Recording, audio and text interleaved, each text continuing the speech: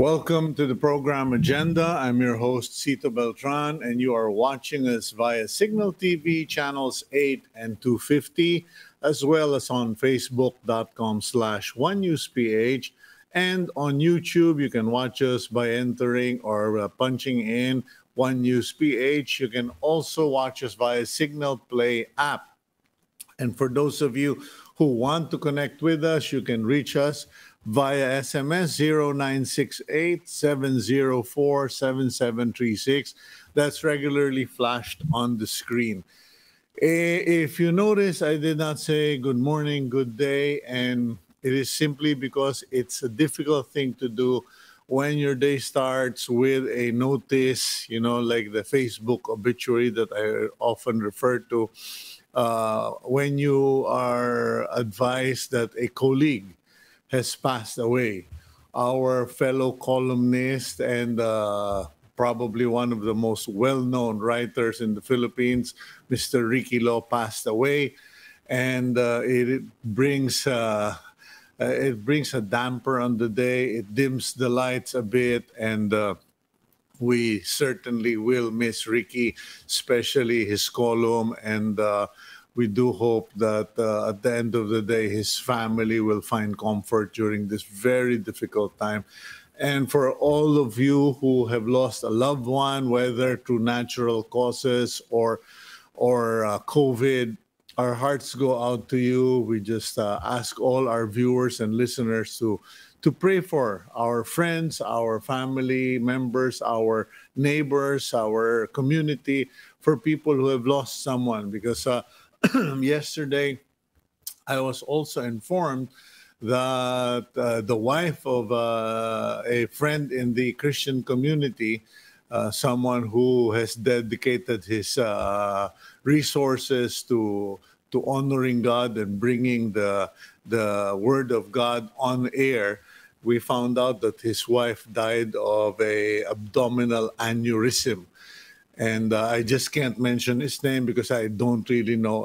The family may wish to keep it private, but it's a difficult time. And we please pray for people such as my friend, because, when you're serving God, when you're trying to do things, when you're doing good and tragedy hits, chances are you're going to have questions, a lot of questions. And all I can say is, as far as the Bible goes, sometimes God determines that our loved ones, especially the children, the young people, or even our spouses, sometimes God determines that, hey, let's bring them home. Let's bring him or her home, because if we allow him or her to stay longer, evil may come upon them, or bad things might get them. And it's in the Bible.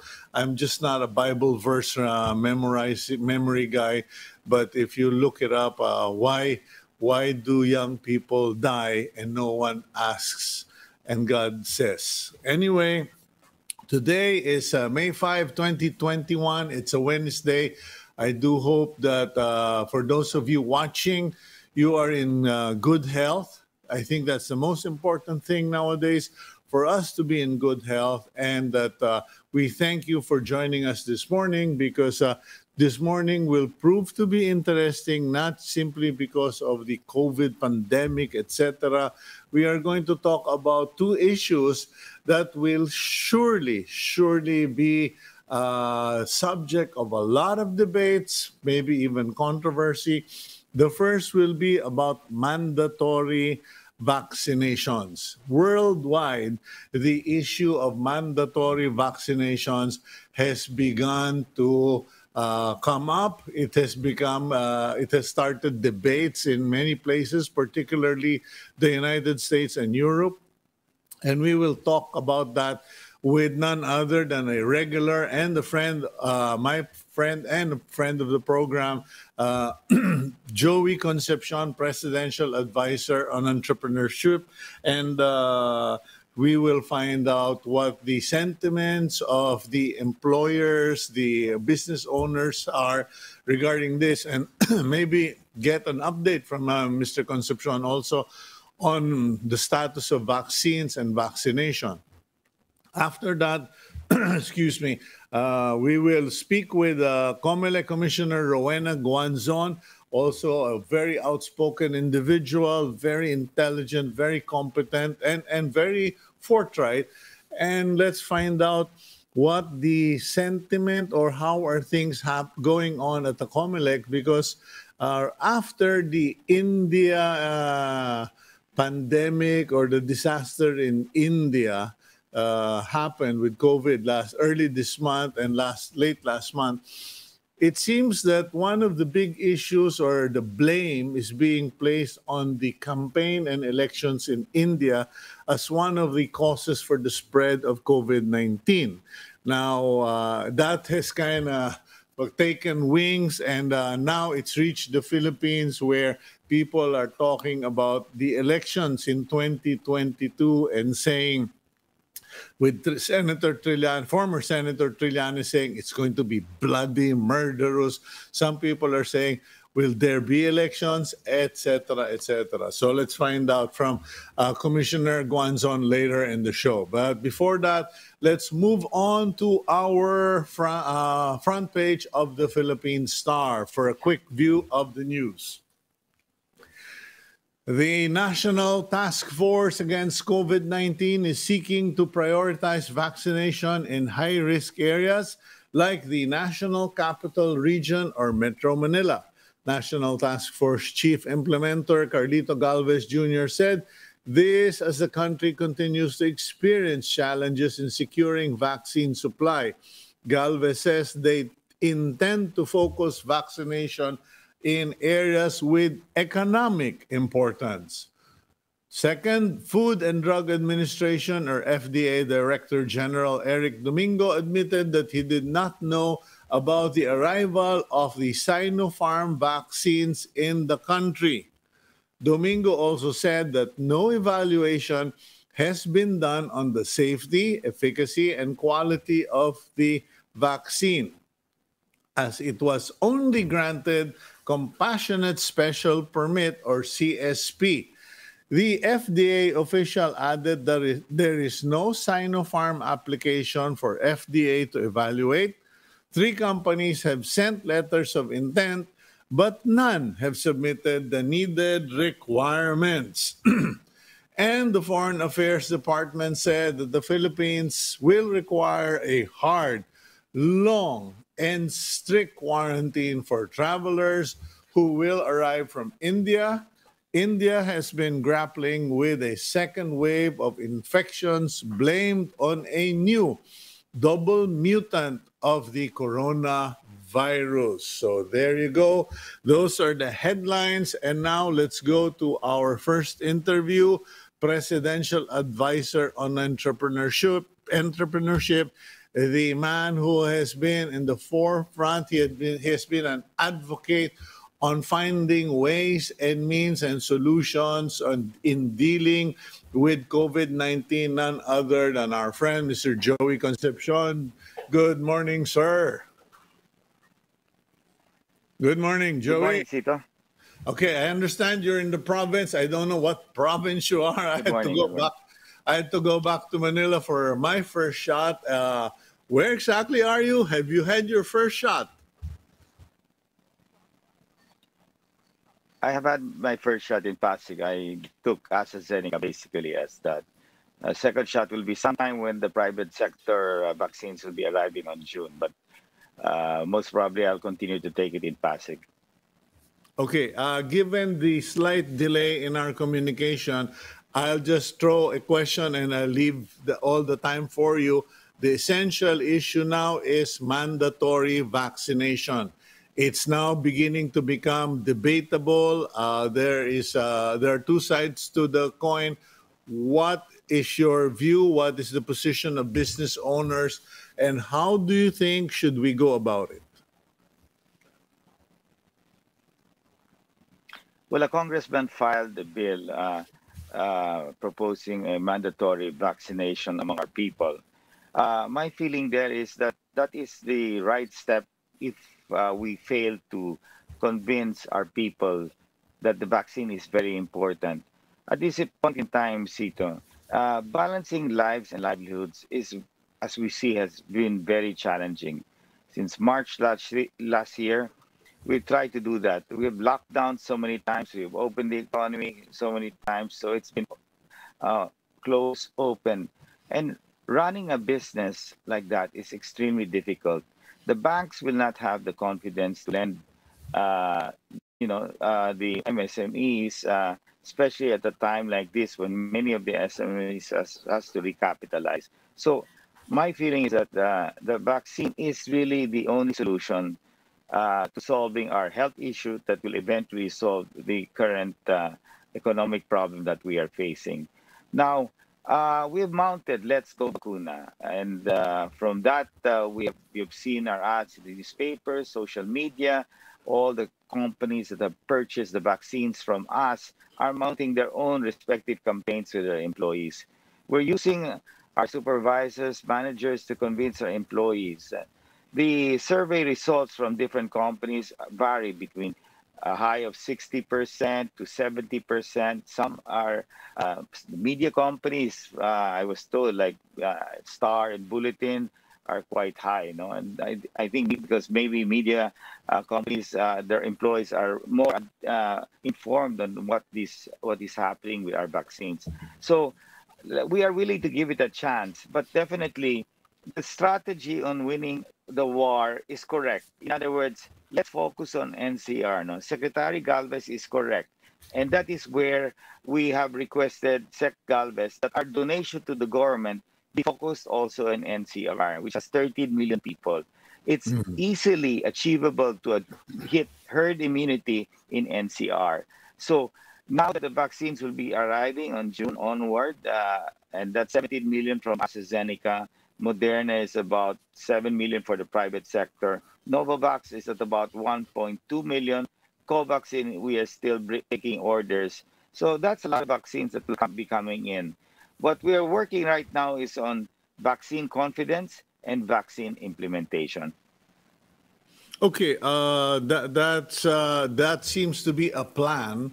The biggest challenge and the observation, I've made that observation myself, that perhaps there is resistance or dilly-dallying with the idea of mandatory vaccination because many government officials feel they can't talk about mandatory vaccinations because it might backfire on them since there's still very few or very little vaccine on the ground. How are we supposed to address that situation?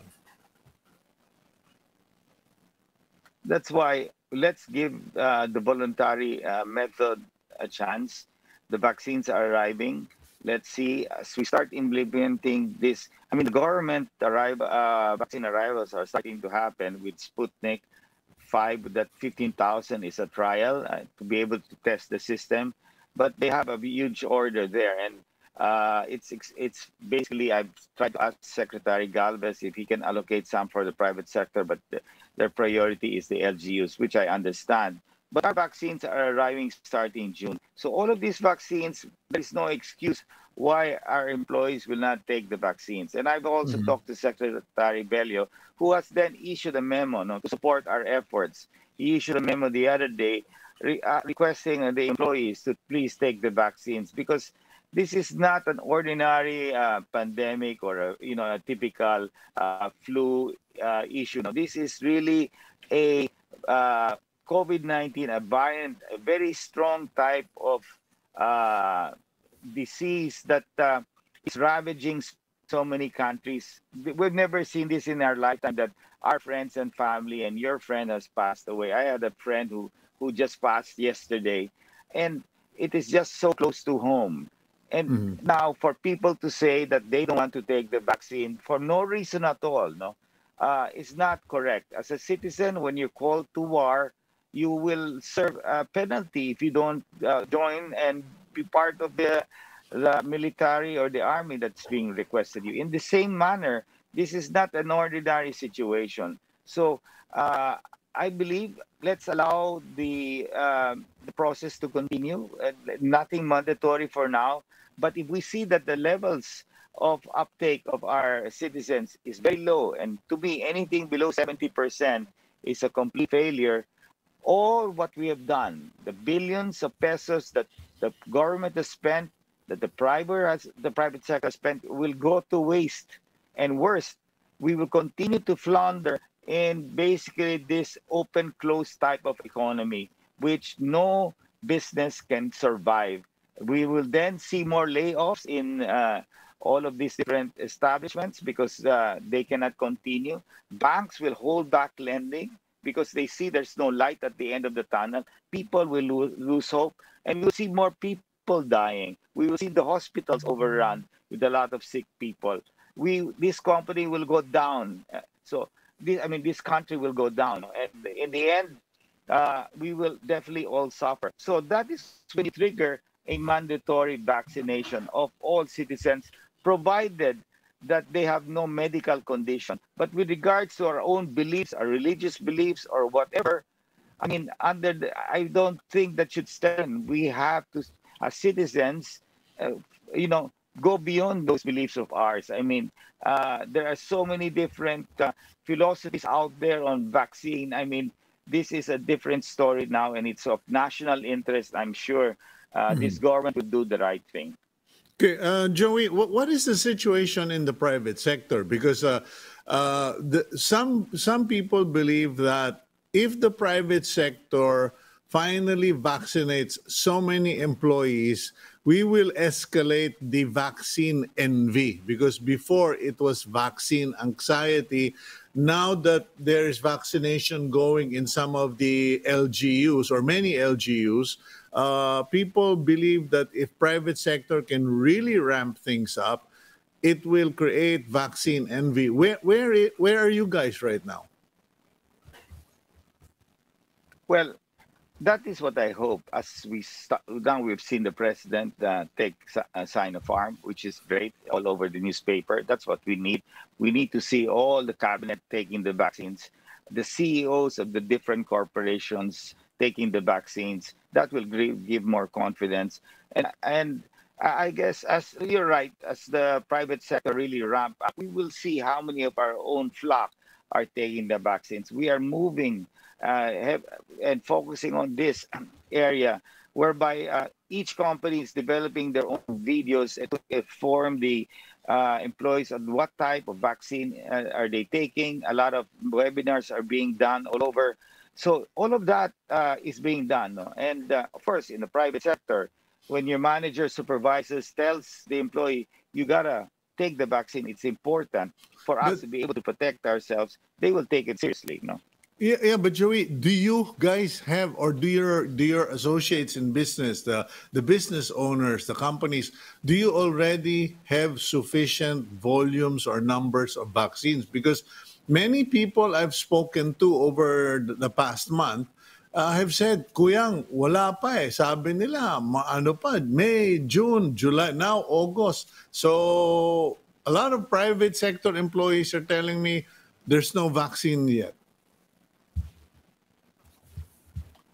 As I said, the first arrival of vaccines for the private sector is our group, the Astra Group, basically. That's 17 million, with 1.3 million arriving on June and all the way through July, August, September. Okay. Our first batch of orders, the companies that ordered in the first batch will, to my estimate, will fully vaccinate all their employees by the end of June. That's my own prediction. No? Maybe it might spill over to July. Then the second batch will step in July, August, September. The LGUs will also have their orders there. Moderna is a bit delayed towards June, October. But yes, the national government has a huge order of Sputnik, Sinovac, Sinopharm, and etc. No, even Novavax. So these vaccines are all coming in, but we are setting the stage. No, we are setting the stage for the implementation. Our logistics partner is Wellig. The different implementing partners to do the vaccination of our employees is left with the companies themselves. They can choose. There's about over a 200 list of different providers who will vaccinate your employees. So they are now already finalizing. We have signed with Zwellig all companies that purchase AstraZeneca are now signed with Zweli as a logistic partner. And now each one is securing their own centers. So that is very important. And we have 3 weeks to do so. When it arrives on June, we start. So that's what I'm saying. We're willing to see this work. Now, if it does not work, then that's when you call a mandatory vaccination for all citizens. Okay, Senator Ralph Recto is already being proactive and raising the call for government to buy the vaccines for 2022, because the presumption is we may all get vaccinated for 2021, but this might be an annual thing. I'm not really sure whether the vaccine is a one shot for life or if this is an annual occurrence. What's the situation, or what do you know about this? Well, definitely, this is going to be an annual thing, especially what we call the booster shot. I've talked to AstraZeneca as to when their booster shot will be available. They will advise us. But Moderna and Pfizer and a number of others are developing their booster shots as well, which basically is your dose. It's similar to the flu shot. You normally take it after a period. You have to take it again. So I think this will be a regular thing. And yes, I think we should already plan for this. We should develop our relationship with countries that have the source, especially America. I believe that we should make extra efforts in trying to secure an allocation from the United States, because they have Moderna, Pfizer, Novavax, Johnson & Johnson, to me, one of the top vaccines in the world. Now, with our relationship with AstraZeneca, since we were one of those who moved first, that relationship is there. And right now, we have a relationship with China and Russia because we purchased. So I think the government is moving there. The private sector as well will also support the program in securing these booster shots. And I agree, these vaccines don't last forever. I mean, some may last 6 months. There is a test that you can take that will determine whether you have the antibodies after taking the vaccine. So, and that is something that is being done now to see how long a particular vaccine will last. But in most cases, they will last for a year. Okay, now, so what is your view regarding making choices? Because I'm sure you've heard of some of your friends in the cabinet, in some of those official meetings. There's always been a debate on where to put the money or how to spend the budget. And right now, there are people who are saying, let's spend the money on vaccines first. Forget all of these infrastructure projects. Forget all of these development projects. Buy the vaccines first. Do the developments later. Even for private sector, what is the view regarding where to spend the money or priorities? Definitely, I think we should focus whatever we have in the health situation, and vaccines are very important. You may do all of these infrastructure projects, but if the economy is not working well, and that's just going to be useless. We have to put it to a level that we are achieving herd immunity. We have seen what is happening in the rest of the world. Singapore is achieved that. They've opened the economy, but recently I think they've closed because of, I heard, just a couple of cases. So, but nevertheless, they're basically already on the way to recovery. Israel and especially America, you can see different states opening up. So I think it is very important. Vaccine is the only solution to solving the health problem, which will solve the economic problem. There is no other solution to this at this point in time. So the booster shot that will be developed by these vaccine manufacturers are very important. And at this point in time, we should already start negotiating, and which we are doing in the private sector. Since we have developed a relationship with these people, we're telling them to please put us on the line, and we are willing to commit even for 2022 already. Okay, if you would, Joey, just give me a minute for a commercial break. And when we return, I would like to ask your opinion regarding the position of some employers: no vaccination, no employment. We'll go for a quick break here on Agenda.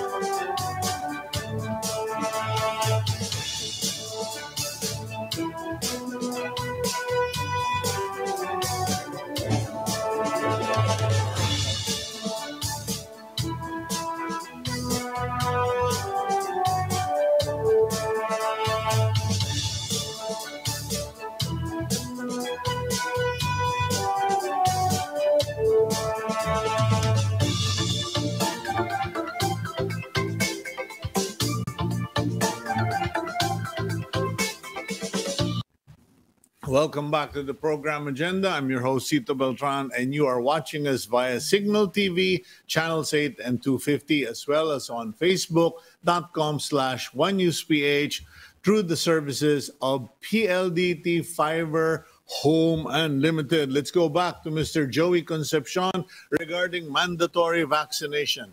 Okay, Joey, the question is, what is the position of you and your associates in business with the position of some owners saying no vaccination, no employment? Well, at this point in time, I agree with Secretary Gallo. Let's give it time, no? And some people have advised such. And I think let's do our best in the private sector to convince our people.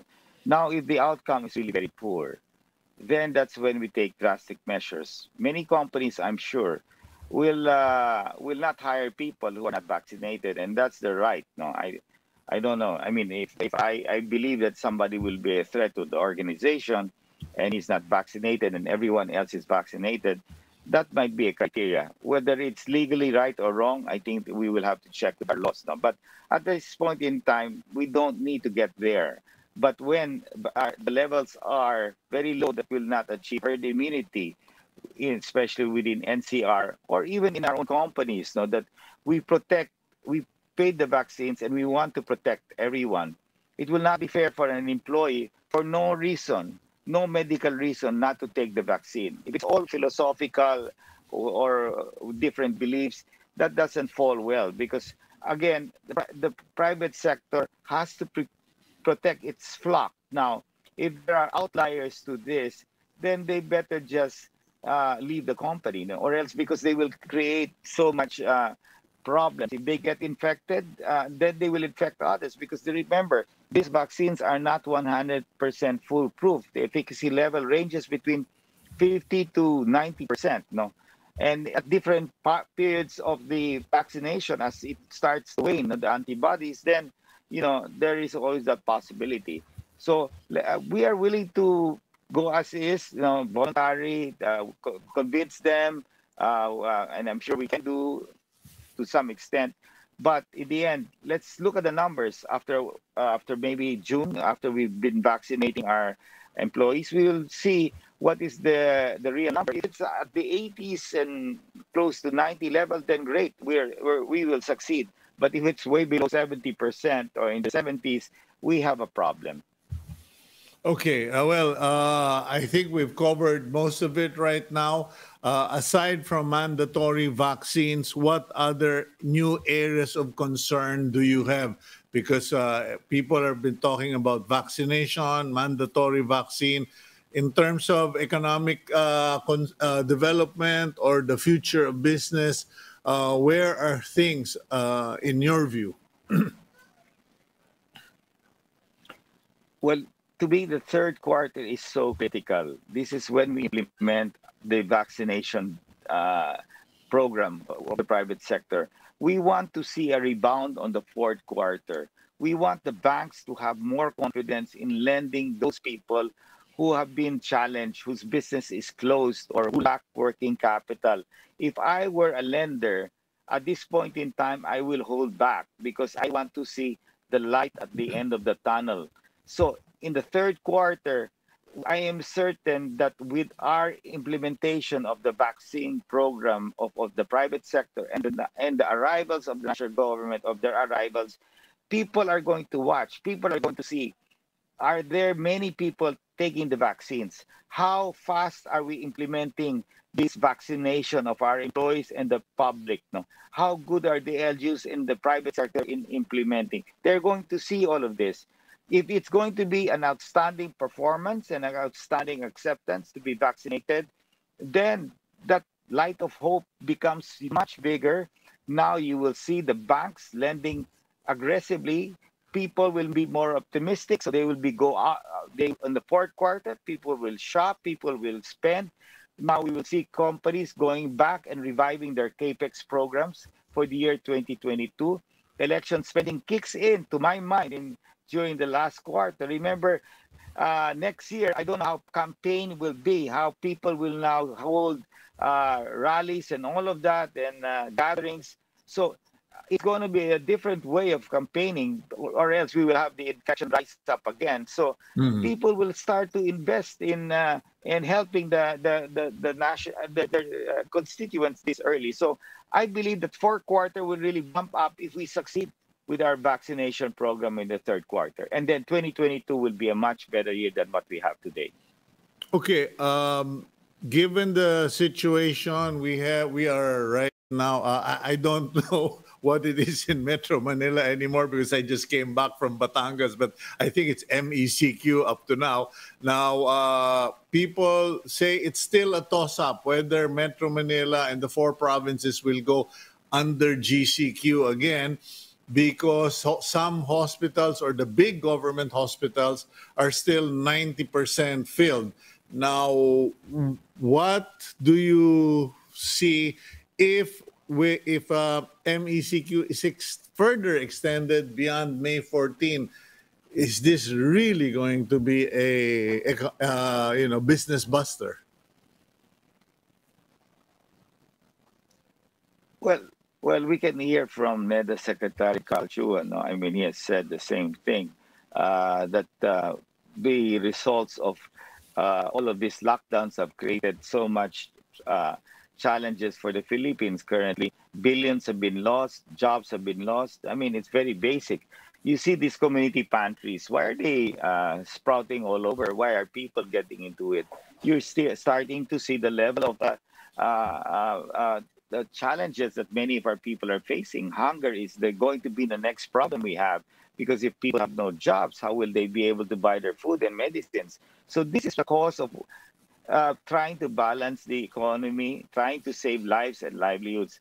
And saving lives and livelihoods in the proper balance, we've tried that for how many months until today we have not really succeeded. Our infection level has continued to rise. Now, the only solution, as we said, is vaccines. And that is what we have to focus on, a great implementation plan. We got to have a great convincing power to convince our employees and our citizens to take the vaccine. No? So everybody out there, from the president to all the CEOs to all our mayors, everybody has to espouse that vaccines are a must for every citizen. It is not, I just don't like it because I believe in a natural health, etc., etc., or this was planned by some people, to eventually control us under, the 666. I mean, I see this among different religious groups. I mean, let's not go there. I mean, let's look at our country. we have to get out of this problem, and the only way is to a great vaccination program that we, the government and the private sector, will implement. And we need to give hope. People are losing hope, Cito. I mean, you can see that. Your network of friends, not only they're losing hope on the health side, they're losing hope on their business side. And even those that are employed may lose their jobs. How long can the tourism sector last this long? How long can our airlines last this long? I mean, these are billions being lost. All the different tourist spots and islands that we have here, nobody's going into this. And these people need the revenue, need the income to be able to sustain themselves. Tourism is one of the greatest affected, including the services sector. Many of our micro and small entrepreneurs are restaurateurs, own small shops, retail stores. What will happen to all of these people? They will get generations from their forefathers that created this business. They will be wiped out. So we really have to take this seriously. And I agree that we cannot also create a massive situation like India, whereby the health is out of control. And that's why we really have to make this program, our vaccination program, really succeed, Cito. Okay, last question, Joey. Someone had called me the other night asking for business advice, counseling regarding, business and the future. And I said, my son, I think you should just forget about all those MBA statistics, all of those projections, and you go back to basics. You start from scratch, you start all over. Is that where we're going to be, or will we be able to pick up much faster than most people are saying that, the economy is busted and we have to start all over?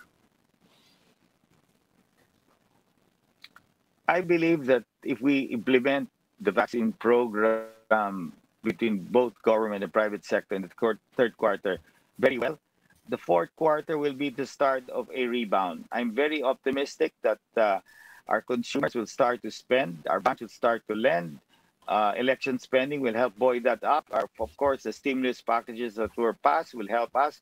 And we by the way, Cito, not all is bad. In our business, we're doing quite well. We can see growth at certain sectors. If you look at the newspaper today in the business section, the banks are starting to earn money again. Their incomes have improved. So it will start to come back. The MECQ that we have today is not as rigid as what it was last year. It's now flexible. They may still call it MECQ, but they may they may reduce the curfew hours even shorter. They may allow more dine-in. So from 10%, I think it's now, it can go to 30, they can make it 50. They still call it MECQ, but the definition of MECQ is like MGCQ. No? So yeah. So it's really opening up the economy. That's how I look at it. No? So this year is critical, no? And I think all our leaders know, our politicians know that if they want to be re-elected, this is their golden moment to show that they can do a great job. No? Well, I like the way you put it, their golden moment to show that they did a great job. And I just hope that it does turn out to be the catalyst, the breakthrough moment, especially the third quarter. And I wish all of you business owners the best. I can only hope and pray. And thank you for your time, Joey. And please stay safe, stay strong, stay healthy, and God bless you. Thank you, Cito. Likewise. Okay, that's Mr. Joey Concepcion, Presidential Advisor on Entrepreneurship. And I will always repeat it. He has been more than that. He's the guy who started talking about antigen, who talked about pool testing, PCR pool testing. He has presented many innovative alternatives and solutions. And I support him regarding this mandatory vaccination, because alam niyo po mga kaibigan, baka merong mga nagsasabi sa inyo, no, we should be able to choose, excuse me, when we have to bury you because you died of COVID, you're not paying for the cost. We are. when you send some of us to the grave because you got COVID and we didn't know and we have not yet been vaccinated, whose fault is it? It's your fault, and you will account to that for that to the Lord. Nasa Bible po yan. All of us will account for every life we either took, affected, or failed to save. Anyway, we will go for a quick break and we'll go for a gap, and we'll be right back here on Agenda.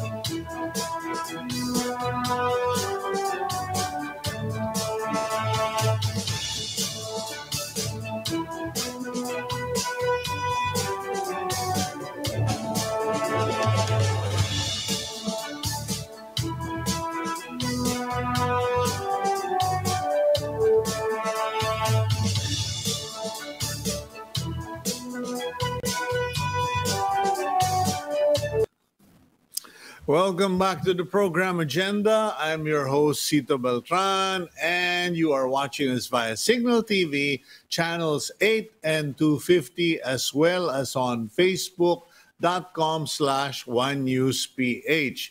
We might have to abandon our aspiration. Yung aming inaasahang ma-interview si Commissioner Rowena Guanzon, because there seems to be some technical difficulties in that part of town getting an internet connection.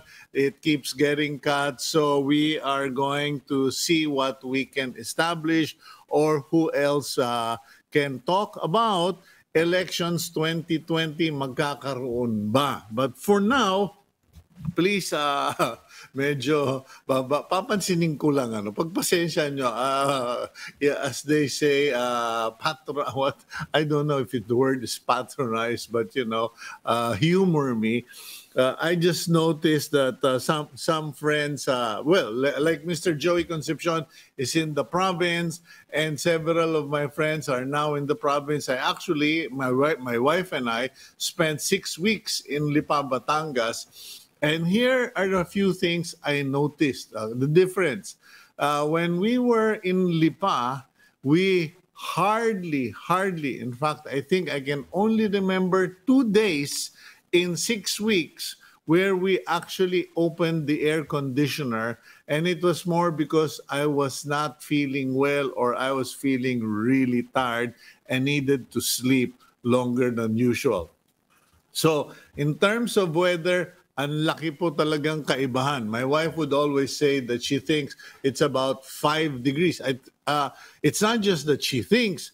I think it is accurate because she often compares the temperature in Metro Manila and the temperature in Lipa. And it is usually 5 degrees cooler in Lipa. Second of all, it's quieter. Bagamat doon sa Lipa, ako'y napapaligiran ng libo-libong manok. At kung ano-anong hayop. Hindi po katulad dito sa Metro Manila. Just a minute ago, I almost went on a quick break to shout at someone outside. Kasi, naglalako, sigaw na sigaw. Para bang hindi katulad noon. Noon, taho, puto. Hindi, dito bumibili lang ng dyaryo bote, kung sumisigaw, akala mo may nagwawala. Parang sabi ko, iba talaga. But the point I'm referring to, or trying to get to, is that I think it's about time many of us, especially our leaders in Metro Manila, our legislators, urban planners, business leaders, anyone who has the power, influence, and the ability to make decisions, to consider getting out of Metro Manila. I'm not saying abandoning Metro Manila, but I think for too long we have been comfortable in Metro Manila, even if we have already converted it into a, the only term that comes to my mind is a hellhole for COVID-19 and congestion, traffic, etc. Panahon na po na pag-aralan. We were talking about mandatory test vaccination with Joey Concepcion. We should also start talking about mandatory easing out of certain businesses and activities out of Metro Manila. For the longest time, there were talks about putting universities outside Metro Manila para yung U-Belt na yan maalis na yung mga colleges dyan, etc., and malipat na. In the early days of education in the Philippines, the universities were built inside Metro Manila because the society was living in the city of Manila. The only city back then was Manila. Yung Makati ay talahiban yan. Yung Quezon City were the mini bundoks, etc. And dumami lang ng dumami, which reminds us that we have had a population boom. Why? Kasi po, as the city grew and more cities emerged because politicians and families wanted their own territories, what happened was it attracted more and more people. But the fact of the matter is we were already as early as the 70s and the 80s, they were already talking about putting universities outside of Metro Manila. They were already talking about putting certain businesses, factories. Daanan nyo lang yung buong Pasig River na yan. Isang damuka. There's so many warehouses, storage facilities, factories all over Metro Manila. kailangan po paluwagin na natin at ikalat na para pati ekonomiya so that when NCR is in a lockdown, the economy doesn't die with it. Okay, we finally got Commissioner Rowena Guanzon of the Commission on Election on the phone. Medyo mahirap yata sa internet. Commissioner Guanzon, good morning, ma'am.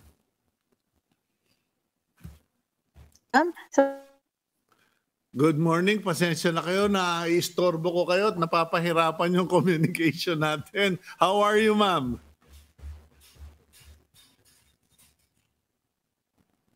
Okay. I think we are having problems. We continue.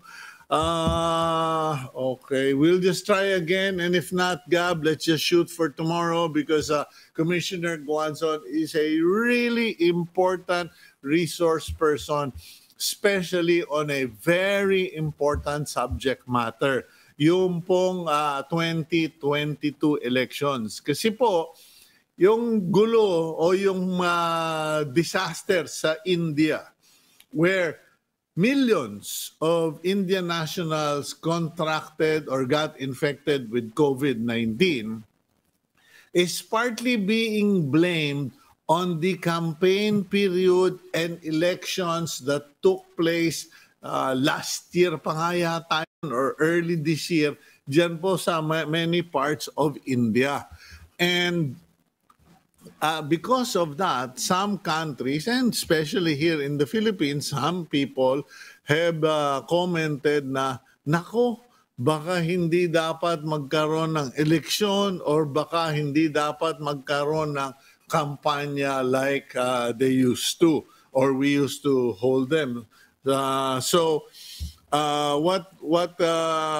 is being suggested is parang online campaigning na lang. Sabi naman nito si Senator Trillanes, nako, pag natuloy ang eleksyon na yan sa 2022, yan ang pinakamadugo. Maraming mamamatay, maraming magpapatayan.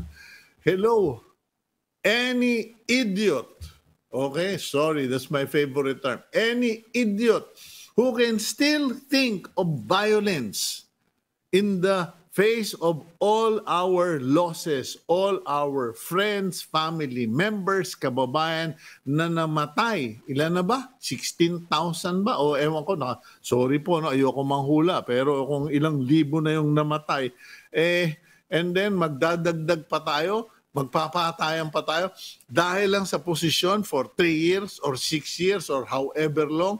You know, you will not take it to the grave. In any case, naku po, bago ako madala, yung puso ko. Let's go first to the netizen report kasi catch up naman tayo doon sa mga reaction ng mga viewers and mga Facebook netizens natin. Here we go with the netizen report.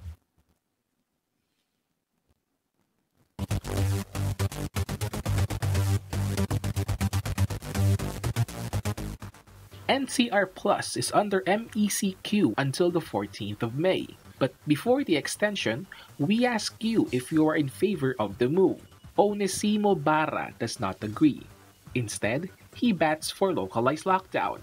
He says, stricter restrictions cause many to go hungry. Plus, it does not help the economy rebound. Reincarnacion says that extending MECQ makes no difference. Rain challenges the government to focus on other ways to prevent COVID transmission. Alta Gracia Tabuan believes that extending MECQ is not the solution. She thinks the minimum health protocols, when implemented strictly, should be enough. We also ask you, how can the government provide mental care to COVID-19 survivors and their families? JP Gabriel Pagarigan expresses the importance of mental health of the survivors. He says that the stigma is hard to overcome. That is why we should educate people about the matter. Lucky Smith says mental health is as important as physical health. He adds we should fight mental health awareness as we fight the COVID-19 pandemic. Richmond J. Dancel Tumaning pushes lawmakers to enact a law that will seek address the impact of the pandemic to families.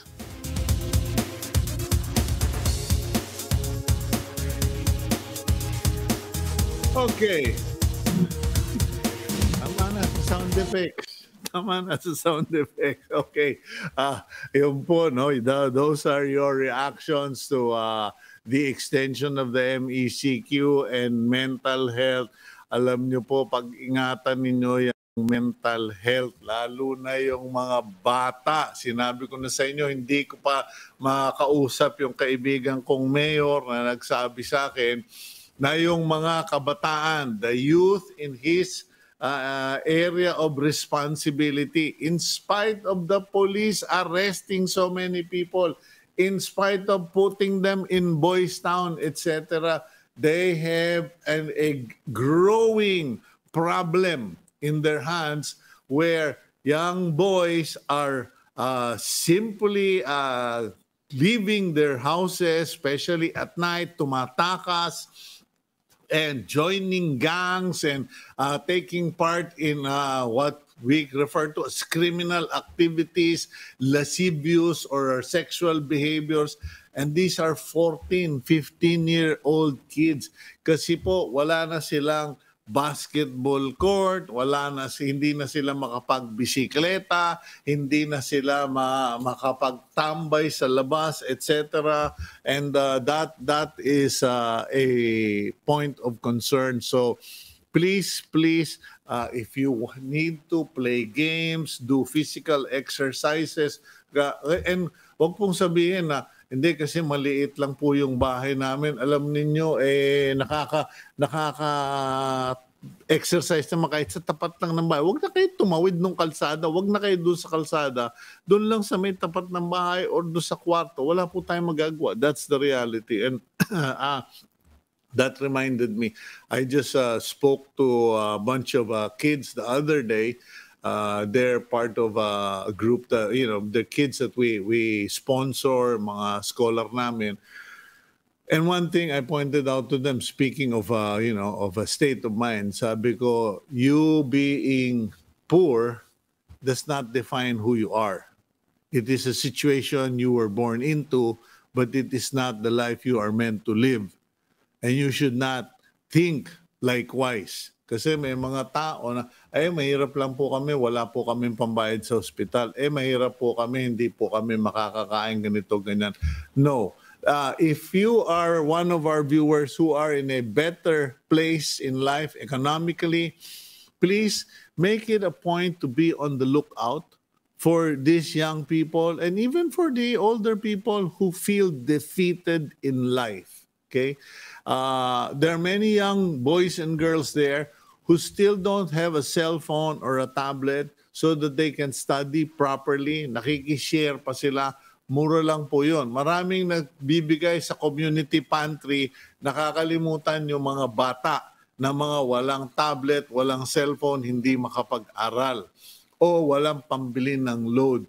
Yun po, you're investing in a child's future, a better future. As they say, feed a man a fish and he will eat for one day. Teach them to fish and they will eat for a lifetime. So I just want to share that with our viewers before we close because I am not, trying to be a preacher here. But if you really watch your surroundings, there are more than enough people that you can help. But I encourage our viewers, please watch out for the kids. Because if you invest in them, you are investing in the nation's future, sabi nga ni Jose Rizal. Okay, medyo tayo po. The time is 8:58. We're down to our last 2 minutes. I just want to thank all of you who watched Agenda today. And I ask you also to please, once again, let's pray for all our friends, family, community who have lost someone. And let's make an effort to call them, commiserate with them, or sabi nga nung iba, wag ka nang magsabi ng kahit ano. Sabi mo lang, thinking of you, or nandito lang ako, I'm just here, let me know how I can help. Yung isang kaibigan ko, pinadalang ko na lang ng emoji ng mukha na may luha because that's all I can say. That's all I can say. I am crying with you. Okay, thank you very much for joining us today. May God bless you, give you strength. May God bless you, the work of your hands, prosper you, and above all, may God protect your families. Love you. Take care of yourselves.